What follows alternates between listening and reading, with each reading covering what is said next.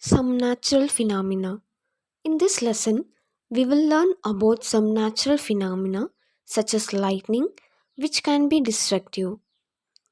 Before learning about those destructive changes, we should know about the electric charges. Electric charges. Atoms contain positive and negatively charged particles. So, how the atoms can be electrically charged? An atom can become electrically charged by an imbalance in the positive and negative charges.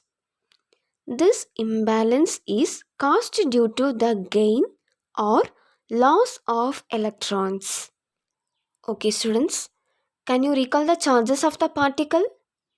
So, protons are positively charged, electrons are negatively charged, and then neutrons are neutral in an atom. Okay, see for an example, take an object. There are many atoms present in this object.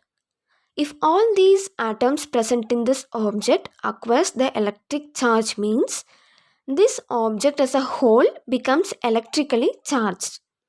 And when this charge does not move, then the object is said to have acquired the static electricity. If there is no movement means then it is said to be static. This static force can be achieved by rubbing two objects made of different materials such as plastic and wool. When rubbing these two different materials, one loses electrons while the other gains those electrons. The contact between two different materials allows the electrons to be transferred. Rubbing increases the area of contact and it also speeds up the transfer of electrons from one object to another. And this method of charging objects is called as charging by friction. There are two methods of charging. One is charging by conduction and the another one is charging by induction. So, an object can be charged by bringing a charged body in contact with the uncharged body. Likewise, in the charging by conduction method, the uncharged body acquires the same charge as that of the charged body. In the charging by induction method, the two bodies have opposite charges. Next, types of charges and their interactions. Different types of materials are arranged in an order based on their ability to hold or give up electrons. This ranking is called as a triboelectric series. Under dry atmospheric conditions, if two different materials are rubbed against each other, the one higher on the list gives up electrons and becomes positively charged, and the other gains electrons and becomes negatively charged. Okay, for example, when you rub a plastic ruler on your hair, what will happen? Which is higher in this list? The plastic or the human hair? So, the human hair is in the higher order in the list than the plastic. Therefore, the hair loses electrons and acquires a positive charge, and the electrons which are lost from the hair flow into the plastic ruler. So, as a result, the ruler becomes negatively charged. Thus, both the hair and the plastic ruler acquire static electricity.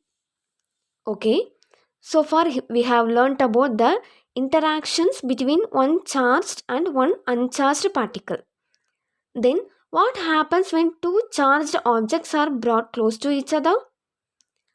Objects having like charges repel each other, while those having unlike charges attract each other.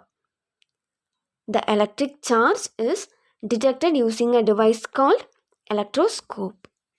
Okay, come back to lightning. How the clouds are formed? Water droplets are condensed to form the clouds. Okay, then what causes the lightning strikes? So, the water droplets that forms the clouds have positive and negative charges. During a thunderstorm, there is a movement in the cloud, and this movement in the cloud causes the charges in the water molecules to separate. So, during the thunderstorm, the positive and the negative charges get separated, and the positive charges concentrate on the upper region of the cloud, while the negative charges gets concentrated on the base of the cloud. And the negative charges at the base of the cloud repel with the negative charges from the ground. This is because light charges always repels. As a result, some of the negative charges on the ground are pushed downwards, leaving more positive charges on the tall structures on the ground. For example, buildings. Okay, when enough charge builds up, the negative charges at the base of the cloud attracts the positive charges from the ground upwards at a tremendous speed. As soon as the negative and the positive charges meet, a continuous path is formed from the cloud to the structure on the ground. Okay, even though the air is a poor conductor of electricity, it allows the charges to pass through it under certain conditions. The large amount of negative charge that has accumulated in the clouds rushes down this path and gives rise to a huge amount of electricity.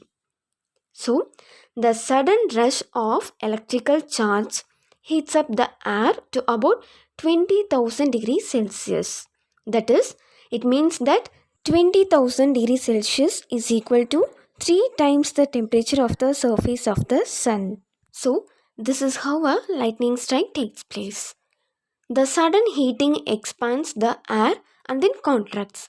So, this sudden expansion and contraction of the air creates a sound which is known as the thunder. Okay, next, harmful effects of lightning.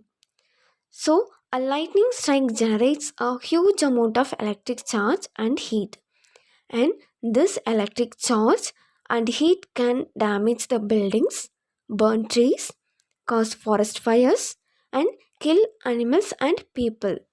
These harmful effects of lightning can be prevented by a lightning conductor. A lightning conductor can protect the property and the life on earth. A lightning conductor is a long rod made up of copper metal. This copper metal is a good conductor of electricity.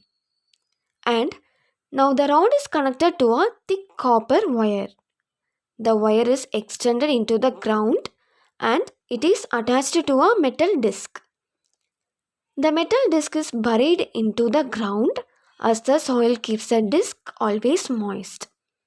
So, if there is lightning occurs means the lightning conductor provides the route for the electric charges to safely pass into the ground, thus preventing damage to the building. This is called earthing. And even though the lightning causes some harmful effects, it also has some beneficial effects also. Okay, we know that the air contains nitrogen and oxygen gases. And when there is lightning, these nitrogen and the oxygen gases react to form the nitrogen oxide. And this nitrogen oxide dissolves in the rainwater and mixes with the soil. So, when this nitrogen gets mixed with the soil, this nitrogen oxide is utilized by the plants. So, nitrogenous substance present in the soil are used by the plants as nutrients.